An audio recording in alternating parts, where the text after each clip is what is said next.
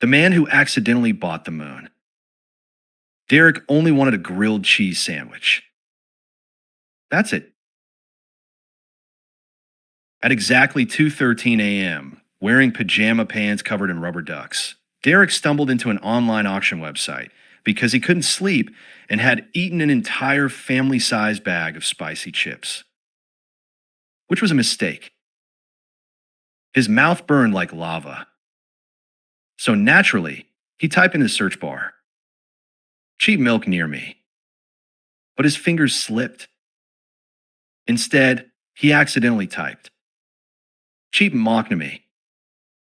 And somehow, the website redirected him to a mysterious auction page titled, One Slightly Used Moon, Starting Bid, $14. Derek blinked. Used. There's only one blurry photo. The moon looked normal, except for what appeared to be a giant bite taken out of one side. Below the image was a description. Moon sold as is. Minor title issues possible. No refunds.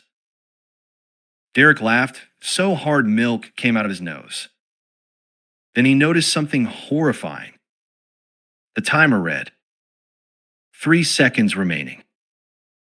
Without thinking, Derek clicked bid now. The screen froze.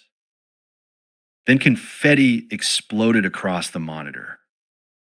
Congratulations, you won the moon. Derek stared. Huh. Then his phone rang. Not buzzed. Hung. Like an old-fashioned, terrifying government phone call. He answered carefully. A deep voice said, Mr. Derek Thompson? Who's asking?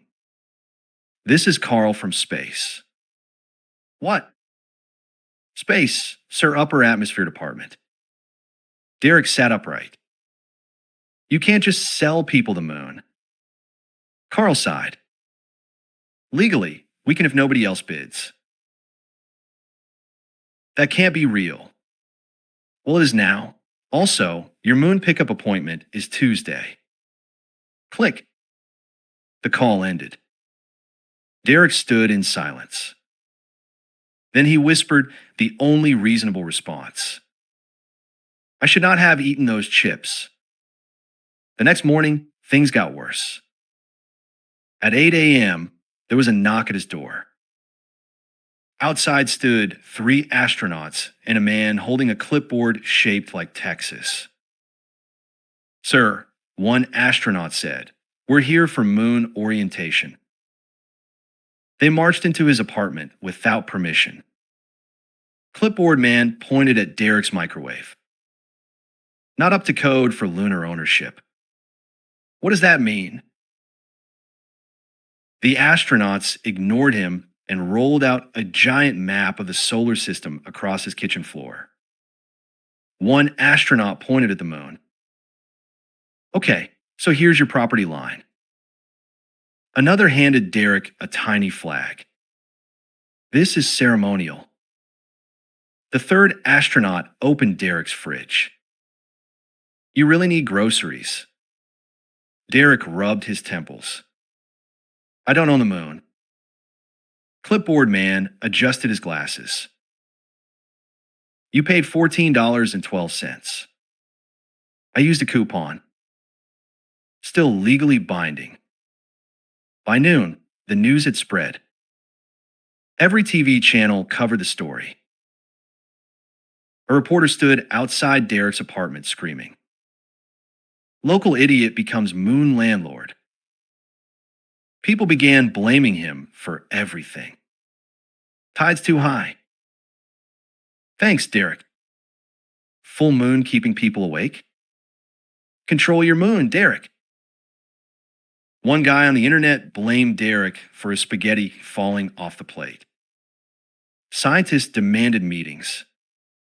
Governments called him nonstop. A billionaire offered him $8 million for moon advertising rights. Derek refused, mostly because he still didn't understand what was happening.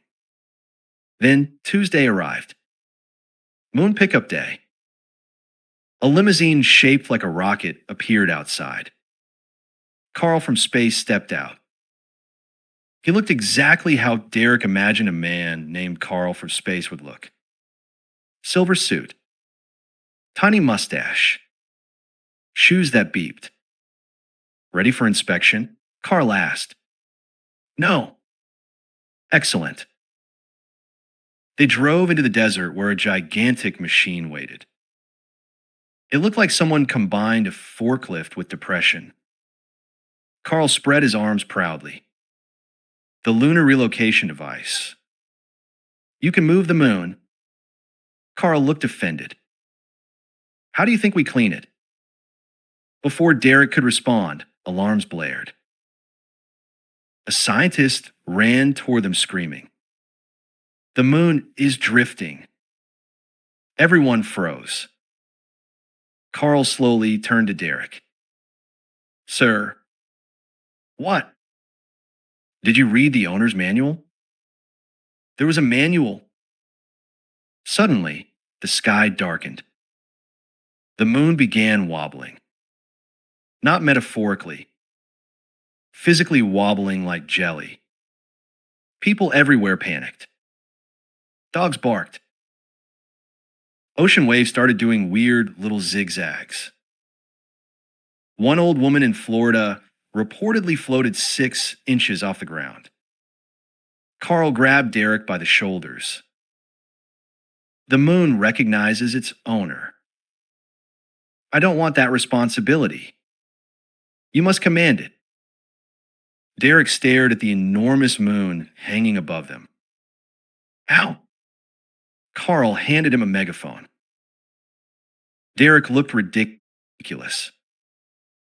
Wind blew dramatically through his duck pajama pants. The entire world watched live. Derek lifted the megaphone and shouted, Hey, moon! The moon stopped wobbling. Everyone gasped.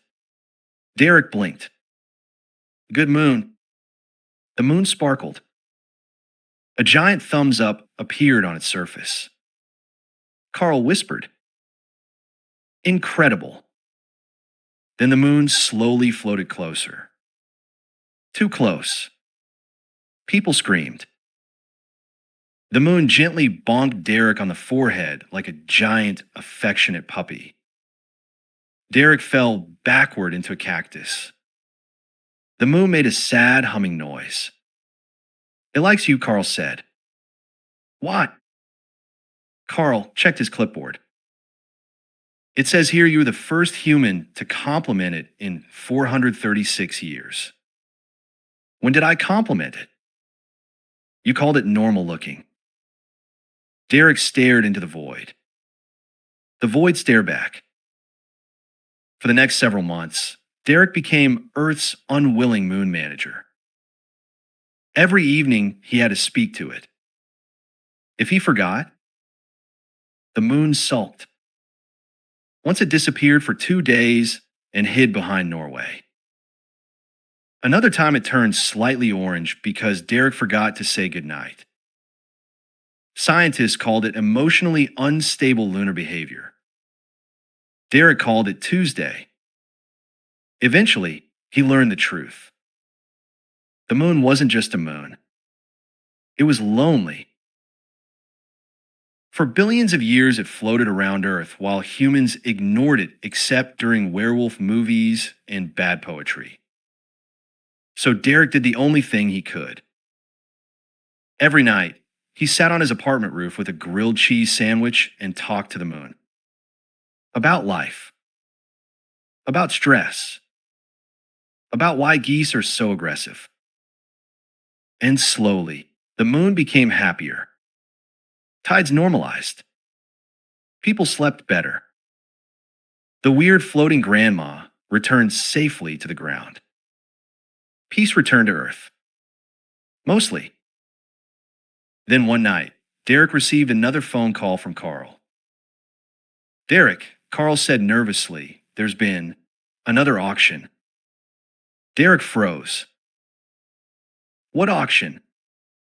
Carl swallowed. Someone accidentally bought the sun.